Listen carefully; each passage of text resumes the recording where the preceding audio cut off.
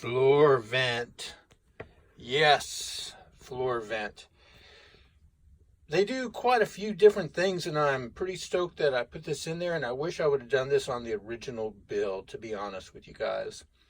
But a main thing is that if you're running some type of propane, which I have a propane tank right here running the heater and a cooktop, that propane is heavier than air. So I wanted to have kind of a safe vent, you know, to go through. But on the other side, man, this thing has a nice cool, it's cool today, so the heat's not out, but when it's hot out and I have the top vent open and this, man, the air really flows up. And even with it cool outside right now there, I can still feel, can't really show with the paper, but yeah, there's a little air coming through there even right now. What I did is that I found a place on the bottom that was really a good spot. I did that first. So let's go there. All right. So I found a place that I wanted that would kind of work in all different aspects. That would be good for the undercarriage, not mess with any of the frame or anything, kind of away from the muffler. And I would say that if you do have leaky exhaust, you may think about that, but this was kind of like right in the middle of this panel right there. It's not really around anything or messing with anything. And so that's where I went. And so I found out, basically I kind of measured where this would kind of end up inside also. But with a hole saw, I went up drilling a hole right where I wanted it and then going from the top after I did my like set screw. Then afterwards over here, I used some of this kind of like rubber stuff, and I haven't really checked it out, all that, to make sure that it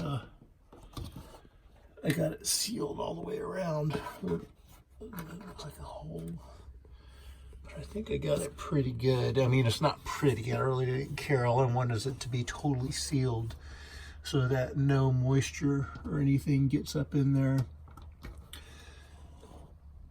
And yeah, so let's go back up top. All right, so what I used was a 3-inch hole saw and a 3-inch PVC coupler.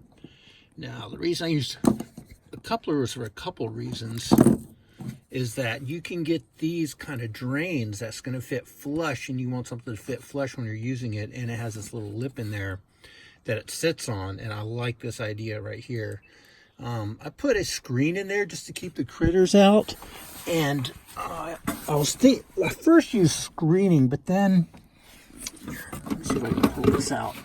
This is like really cheap, and it's metal, and it's actually a finer mesh than like screening you would use for a screen door, and I cut that out, and I'm actually going to do it for this one too. So this is summertime. I'm leaving that open, and I haven't smelled any exhaust coming through here while I'm driving yet, so that's kind of a good idea.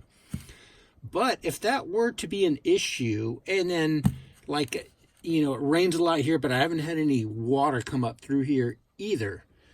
But another reason is that you can do something like this, and this will fit down in there also.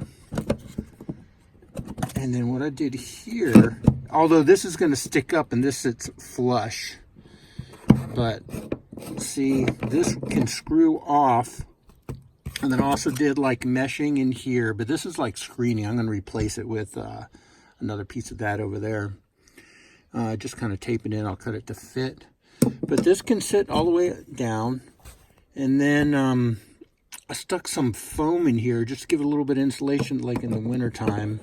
And then I can cap that off, and then that should totally seal this. And this fits really tight when I push it all the way down. And then up top here, I used some epoxy to go all the way around a few times.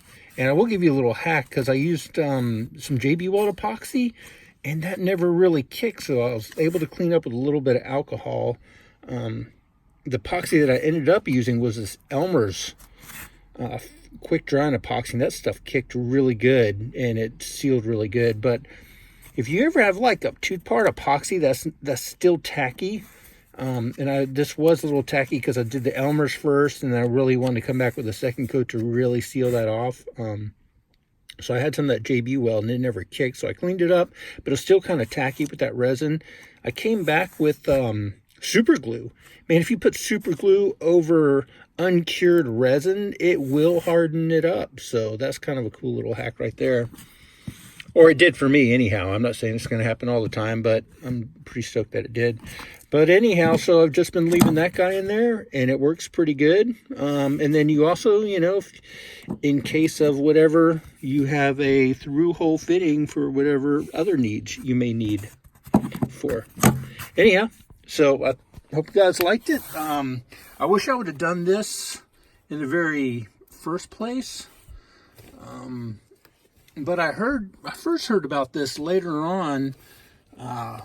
Some other guy was talking about it. I think Static Camper Fan or something. Maybe I'll leave a link to his site, his YouTube channel.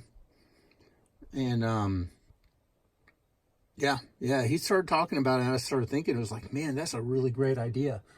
So that being said, yeah, I probably would have done away because I have 2 roof vents. I think if you put a floor vent and a roof vent, you're going to be way ahead as far as ventilation, especially in the summertime. And for propane, I think it's a win situation myself. But that's my own opinion. Anyhow, I hope you guys enjoyed. If you've got any comments, leave them. I'll get back to you. Thanks for watching, guys. We'll catch you on the flip side.